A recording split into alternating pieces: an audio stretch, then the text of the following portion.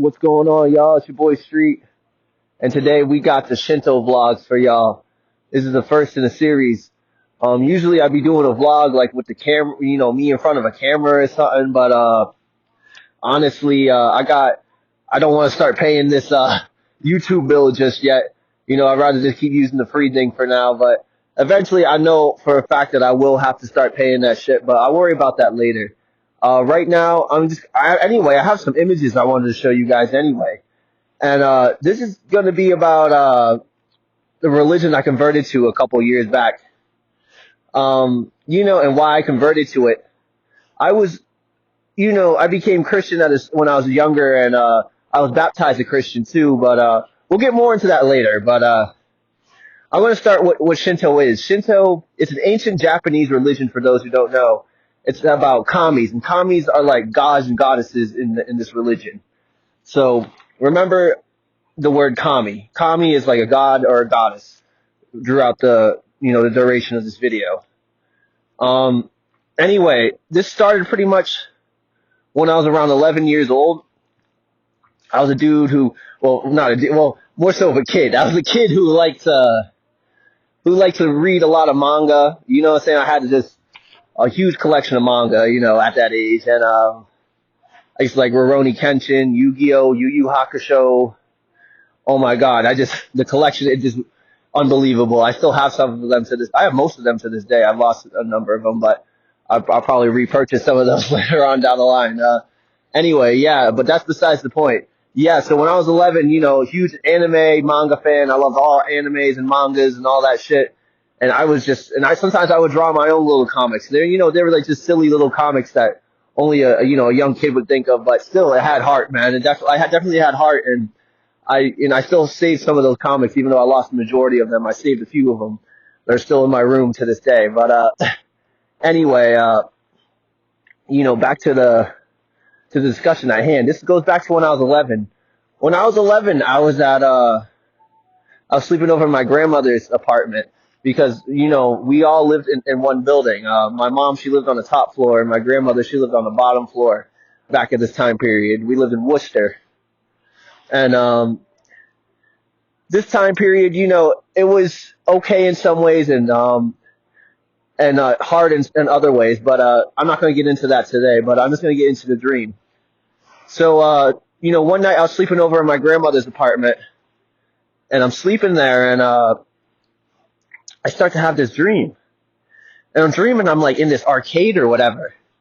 It's like this huge arcade. There's a bunch of kids there. A bunch of, mostly like young boys like my age, what I'm saying, around my age group, mostly like white kids there, what I'm saying, they're all just like playing video games and just, just doing things, kids around 11 years old would usually like to do, hanging out in an arcade or whatever. And, I was enjoying the arcade a little bit, checking things out. But, at some point in the dream, I started to look at this machine that was like kind of disguised as like an arcade, feature or whatever.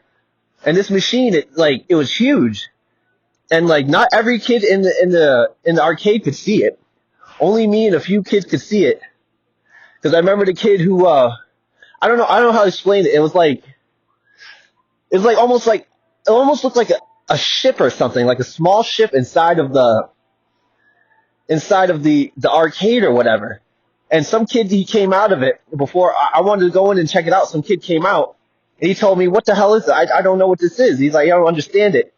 So I went in myself, and it looks like a little ship or something. It's so weird. It looks like an alien ship or something. And it was so small, but it was disguised as like an arcade game or something. So I went inside of it and I put like this helmet on. And the helmet, it's like, I don't know, it almost looks like a virtual reality helmet or something. It's something you put over your head. I go in and then like as soon as I put that helmet on, everything around me starts like swirling, like, you know what I mean? Like I just like entered a portal or some shit, and it was just insane. I'm gonna show you an image of what I mean. I'll give you an idea of what it's like. I'm gonna put that up right now. Yeah, so it was like I was in a portal or something. I can't even explain it. Like it was like a whole, and once I got to this portal, I was like floating through cyberspace or something. I don't know what it was, but I was like floating through space, and there was like these other portals or doors to dimensions or something, and I could choose like which one to go through. And I don't know, call it instinct, and I chose one of these doors, and I went through it, and pretty much it was like I don't know, I landed in this world, and it was so weird. It was like I don't know, this world. It was beautiful. It was I could tell it was like the next dimension. I don't know, but before I knew it, I was standing in front of this beautiful, beautiful woman, and this woman I can't even explain it. It's like just so beautiful. She had like pink hair, like not like dyed pink hair, like real pink hair, like like it was grown out of her head, pink hair and pink, like like pink eyes. Her eyes were pink. Some girls have blue eyes. She had pink eyes, pink hair, and she was wearing like a pink kimono dress, like Oriental, like Japanese, like kimono dress. And it was oh my God, I saw this woman, and I was like almost like hypnotized or something. I thought she was so beautiful, and I couldn't believe what I was seeing. And she came up to me. She was really friendly. She was talking to me and everything. And she was like, hello. And like, she was like, introduced me to herself. And I asked her what her name was. And she told me her name was Zia.